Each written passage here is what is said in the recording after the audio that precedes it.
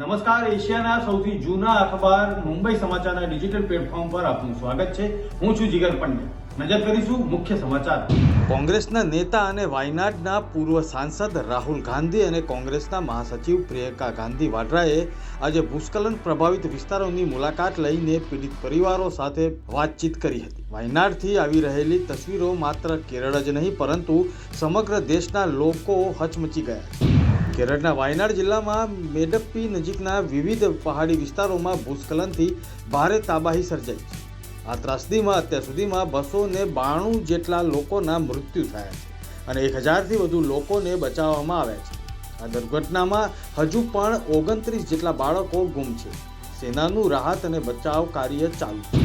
હિમાચલ પ્રદેશમાં વરસાદે તબાહી મચાવી દીધી છે. અહીં નિર્મંડ, મંડી અને કુલ્લુમાં વાદળ ફાટ્યું છે, જેના કારણે ભારે વિનાશ થયો છે. વાદળ ફાટવાને કારણે અનેક મકાનો, શાળાઓ અને હોસ્પિટલોને નુકસાન થયું છે. અનેક લોકો ગુમ છે.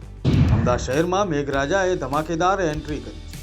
શહેરના વિવિધ વિસ્તારોમાં ધોધમાર વરસાદ નોંધાયો, જેને કારણે નાગરિકોને ઠંડક અને રાહતનો અનુભવ થયો છે.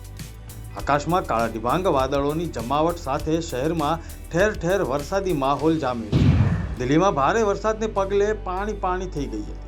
નવી સંસદ ભવનના પરિસરમાં પણ છત પરથી પાણી ટપકવા લાગ્યું.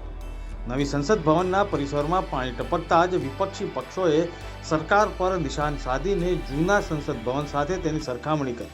અનેક વિપક્ષી નેતાઓને આ વાત સોશિયલ મીડિયા પર પોસ્ટ કરીને પોતાની આકરી પ્રતિક્રિયા આપી. જયપુરમાં છેલ્લા કેટલાક કલાકથી ચાલુ વરસાદના કારણે તબાહી સર્જાઈ. શહેરના રસ્તાઓ, airport, railway station, police station અને હોસ્પિટલ સહિત દરેક બિલ્ડિંગમાં પાણી ભરાયા. વરસાદને કારણે જયપુરમાં દિલ્હી જેવી દુર્ઘટના સર્જાઈ. વિશ્વકર્મા વિસ્તારમાં બેઝમેન્ટમાં વરસાદના પાણી ભરાતા 3 લોકોના મોતના સમાચાર મળી રહ્યા. રાજકોટના ટીઆરપી ગેમ ઝોન અગ્નિકાંડમાં 27 નિર્દોષ લોકો જીવતા ભૂંજાઈ ગયા હતા. આ ઘટનાના દેશભરમાં ભારે પ્રત્યાઘાત પડ્યા પછી હાઈકોર્ટે 3 સભ્યોની સત્યશોધક સમિતિ બનાવી. આ સમિતિએ આજે હાઈકોર્ટમાં રિપોર્ટ રજૂ કરીને રાજકોટના 2 પૂર્વ મ્યુનિસિપલ કમિશનરને ક્લીન ચીટ આપી દીધી છે. આ 2 મ્યુનિસિપલ કમિશનરમાં અમિત અરોરા અને આનંદ પટેલનો સમાવેશ થાય છે. જૂનાગઢ ગિરનાર ઉપર પગથિયા નજીક પથ્થરની મોટી શિલા સીડી ઉપર ધસી આવી હતી. સદનસીબે કોઈ યાત્રિકની અવરજવર ન હોવાને કારણે અકસ્માત થતા રહી ગયો છે. તંત્રએ વહેલી તકે આ શિલાને દૂર કરીને રસ્તો ક્લિયર કરવા યાત્રાળુઓએ માંગ કરી.